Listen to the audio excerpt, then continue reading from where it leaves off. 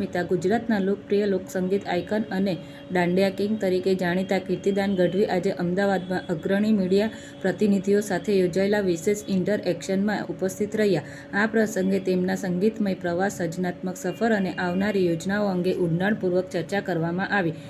Interaction દરમિયાન કીર્તિદાન ગઢવીએ પોતાના સંગીત જીવનની વાતો ખુલ્લા હૃદયથી શેર કરી. ગામડાના નાના ડાયરાઓથી શરૂઆત કરીને નવરાત્રિના વિશાળ ગરબા મંચો સુધી સફર અને અંતે ગુજરાતી લોકસંગીતને આંતરરાષ્ટ્રીય સ્તરે પહોંચાડવાની સિદ્ધિ વિશે ચર્ચા કરી. તેમની આત્મીય અવાજ અને અનોખી શૈલી, જે ભક્તિ અને સંસ્કૃતિ સાથે જોડાયેલી છે, આજે ભારતથી લઈને અમેરિકા, યુકે અને મધ્ય પૂર્વ સુધીના શ્રોતાઓને મંત્રમુગ્ધ કરી રહી છે. બ્યુરો રિપોર્ટ, રણજીતસિંહ સિંધવ, અમદાવાદ. પત્રકારોના માધ્યમથી તમને બધાને પહેલા તો નવરાત્રિની ખૂબ ખૂબ શુભેચ્છાઓ. 30 વર્ષથી સંગીતના ક્ષેત્રમાં છું.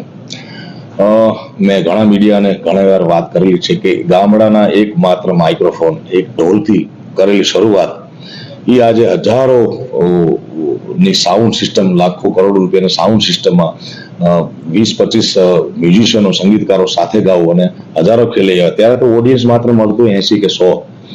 અને નવરાત્રિના 9 દિવસ દરમિયાન વહેંચણી કરવામાં આવે છે.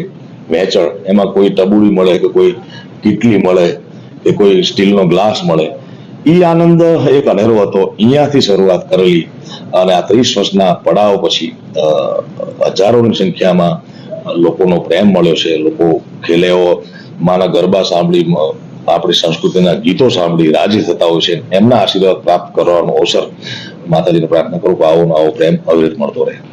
ડિફરન્સ જોયા છે મેં કે એક ઢોલથી શરૂ થયેલી પરંપરા, એક માઇક્રોફોનથી, પછી થોડું વળી એમાં સુધારો વધારો થયો કે સહાયક ગાયકો, કોરસો મળ્યા અને પછી સમય પરિવર્તન સંસાર કા નિયમ હે એવું વિદ્વાનો કહે છે, આપણા શાસ્ત્રો કહે છે. મને આનંદ એ વાતનો છે કે પરિવર્તન સંસારનું થવું જોઈએ અને થતું જ રહેતું હોય છે. એમાં હું કે તમે કાંઈ કરી નહીં શકીએ, પણ મૂળ કન્ટેન્ટ આપણો બદલાવનો જોઈએ. કે ગરબા તો માતાજીના ગરબા ગાવા જોઈએ કે રાધા કૃષ્ણના ગરબા ગાવા જોઈએ, અને માતાજી પ્રત્યેનો ભાવ, માતાજી પ્રત્યેની એની કૃપા પામવાનો જે અવસર મળ્યો છે એ બદલાવનો જોઈએ. આપણું સંગીતના ઇન્સ્ટ્રુમેન્ટ બદલાશે પણ સાત સુરો બદલાવાના નથી અને શબ્દો પણ બદલાવાના નથી.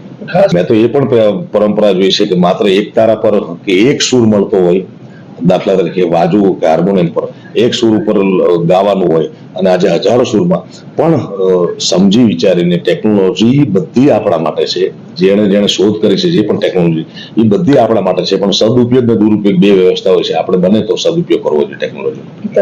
નાનપણથી હું મારા ઘરમાં મને સમજણ આવી ત્યારથી અમારા ઘરનું છાપું આવતું હતું. મારા પપ્પા જ્યાં જોબ કરતા ત્યારે મને એમ થતું કે પછી જ્યારે સમજણ ડેવલપ થઈ ત્યારે મેં પૂછ્યું મારા પિતાશ્રીને કે પત્રકારત્વ તમે સ્વીકાર્યુંનું કારણ શું?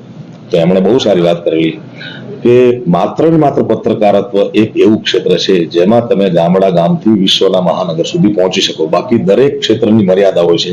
કોઈ કલાકાર હોય તો પ્રાંત પૂરતો હોય, અધિકારી હોય ત્યારે જિલ્લા પૂરતો હોય.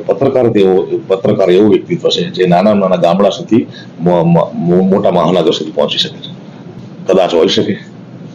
બસ વ્યવસ્થા ના ક્રાઇટેરિયા સમજી, આપણી પરંપરાના ક્રાઇટેરિયા સમજી અને આયોજન કરવા જોઈએ. બાકી માના ખોળે તો રમી એટલું ઓછું છે.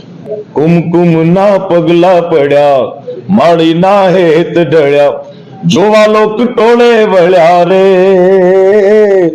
માળી તારા આવવાના એંધાણ કળ્યા હો, માળી તારા આવવાના એંધાણ કળ્યા. જય માતાજી.